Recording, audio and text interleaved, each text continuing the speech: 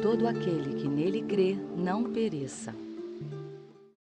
A equipe Hoyt é formada por pai e filho, Dick e Rick. Eles correm muito, 64 maratonas, 206 triatlons, 6 Ironman, 204 corridas de 10 quilômetros. Desde 1975, eles cruzaram quase 1000 linhas de chegada. Até atravessaram os Estados Unidos. Levaram 45 dias para correr e pedalar 6.000 quilômetros, mas conseguiram. Os Hoyt adoram corridas, mas somente metade da equipe pode correr. O pai, Dick, pode. Mas as pernas de Rick não funcionam, nem sua fala.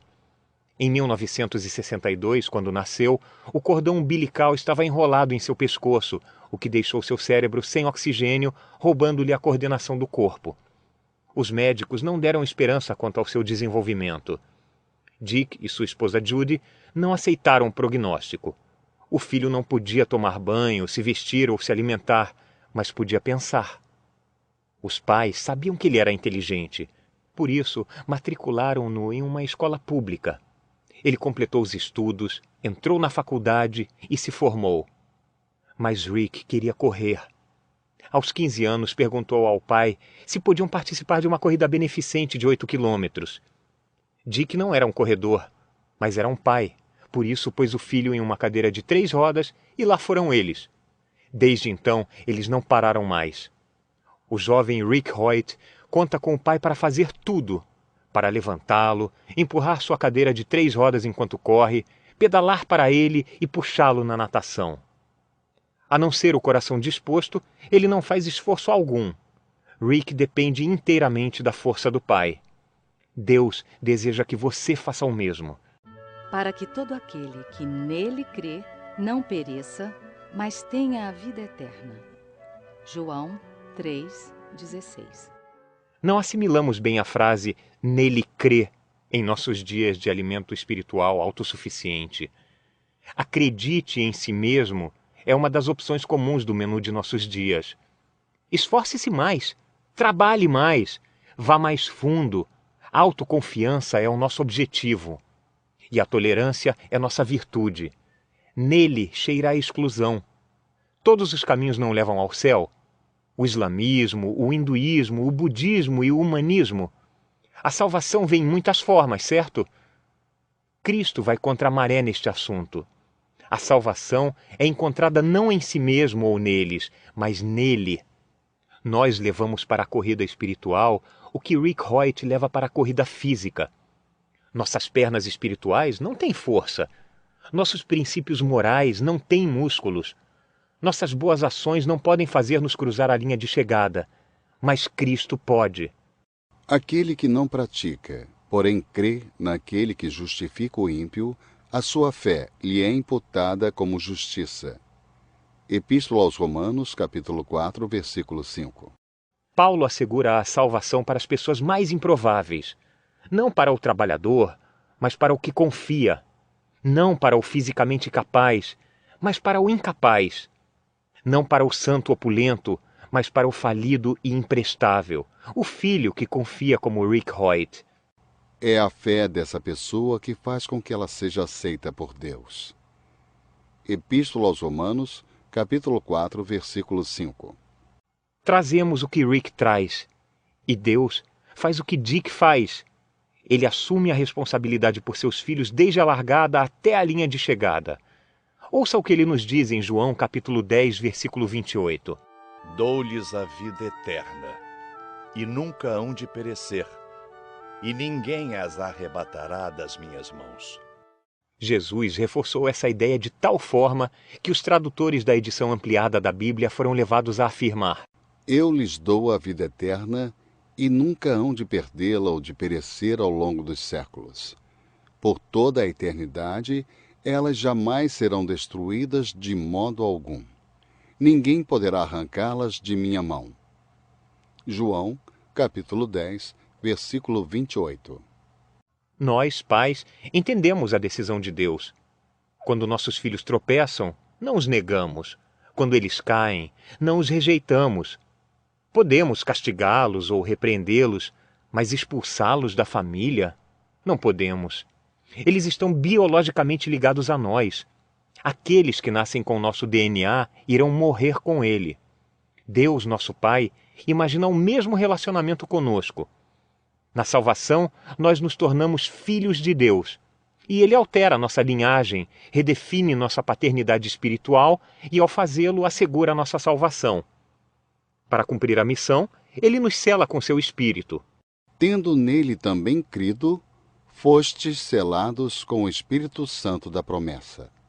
Efésios, capítulo 1, versículo 13. Uma alma selada por Deus está segura.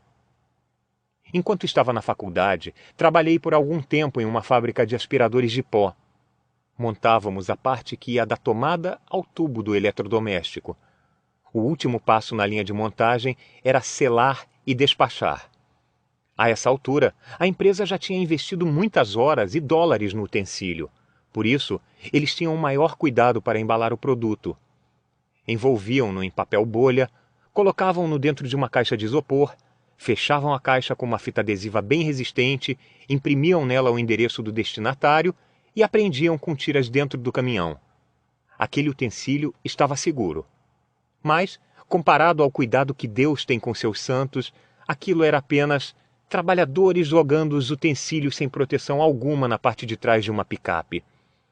Deus nos sela a vácuo com sua força mais poderosa, seu próprio Espírito.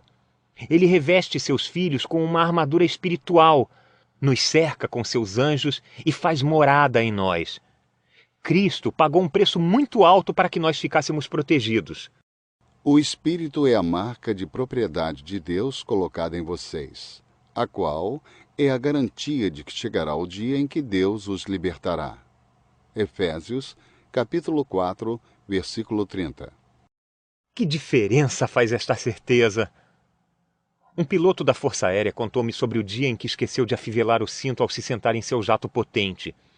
Ele completou cada uma das outras ações preliminares, cumpriu sua lista de tarefas do começo ao fim. Contudo, esqueceu-se de afivelar seu cinto de segurança. Seu jato estava configurado de um jeito que, quando ele estivesse no ar, o cinto não poderia ser afivelado. Ser ejetado do avião significava separar-se de seu assento, e separar-se de seu assento significava separar-se de seu paraquedas e cair de cabeça a 200 km por hora. Isso acabaria com a alegria da viagem. Dá para imaginar você voando sem um paraquedas? Muitos imaginam. A insegurança eterna tira a alegria de muitas pessoas. Somente Cristo garante um pouso seguro.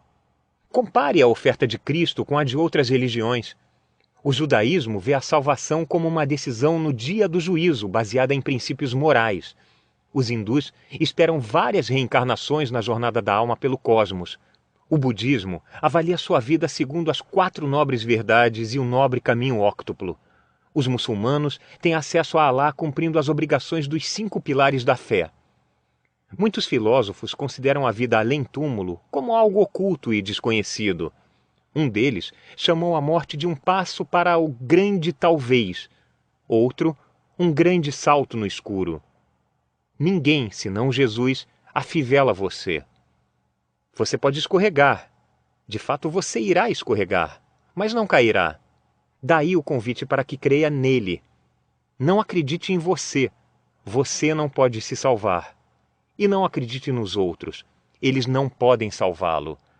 Alguns historiadores colocam Cristo no mesmo grupo de Moisés, Maomé, Confúcio e outros líderes espirituais. Mas Jesus se recusa a aceitar isso. Em João capítulo 14, versículo 6, ele declara: Eu sou o caminho e a verdade e a vida. Ninguém vem ao Pai senão por mim. Ele poderia ter feito mais pontos na política correta se tivesse dito: Eu conheço o caminho, ou Eu mostro o caminho. Contudo, ele não fala do que faz, mas de quem é. Eu sou o caminho. Seus seguidores recusam-se a suavizar ou mudar o foco. Pedro anunciou: Em nenhum outro há salvação, porque também debaixo do céu nenhum outro nome há, dado entre os homens, pelo qual devamos ser salvos. Atos dos Apóstolos, capítulo 4, versículo 12. Muitos recuam diante de tal definição.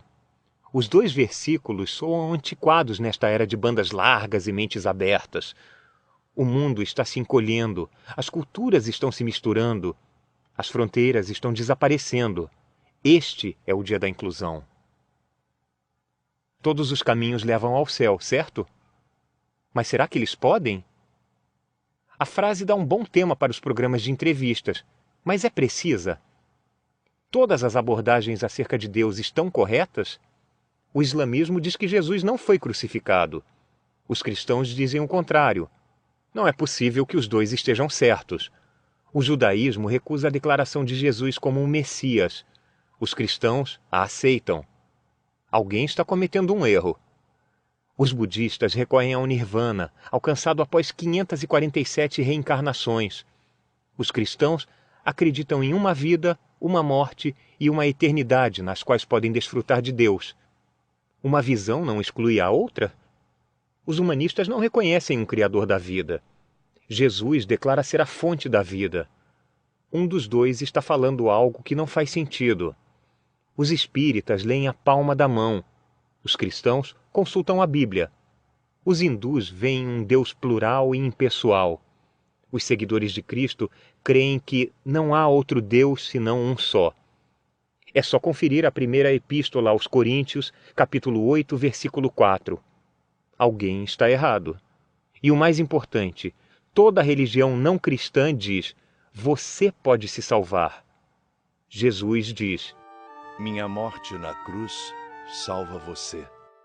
Como todas as religiões podem levar a Deus sendo tão diferentes? Não toleramos esta falta de lógica em outras questões. Não fingimos que todos os caminhos levam a Londres ou todos os navios vão para a Austrália. Nem todos os voos pousam em Roma. Imagine sua resposta para um agente de viagem que afirma o contrário. Você lhe diz que precisa de um voo para Roma. Bem, há um voo para Sydney, na Austrália, com partida às 6 horas.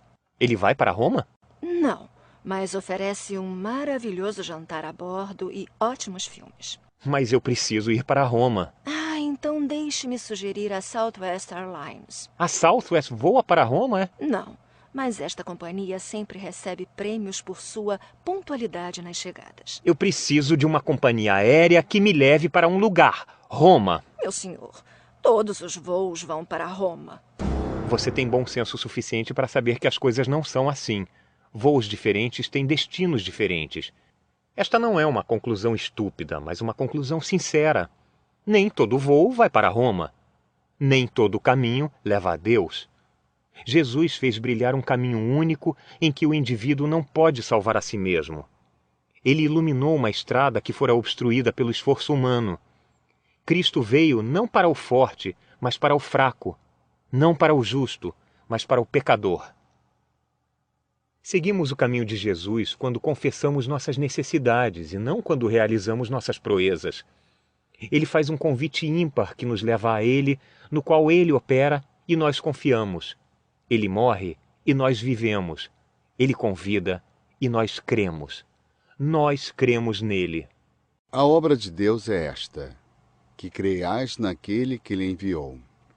João, capítulo 6, versículo 29. Acreditar em si mesmo? Não. Creia nele. Acreditar neles? Não. Creia nele. E aqueles que fizerem isso, aqueles que nele crerem, não perecerão, mas terão a vida eterna. Ouviu? De novo estamos diante de João 3,16. Como começamos a acreditar? Fazemos o que o jovem Rick Hoyt fez. Recorremos ao nosso pai em busca de ajuda. Quando Dick e Rick Hoyt cruzam as linhas de chegada, ambos recebem medalhas. As listagens que aparecem depois da corrida incluem os nomes dos dois. O pai faz o trabalho, mas o filho divide a vitória. Por quê? Porque ele acredita. E uma vez que ele acredita, ambos comemoram a chegada. Que você e seu pai façam o mesmo.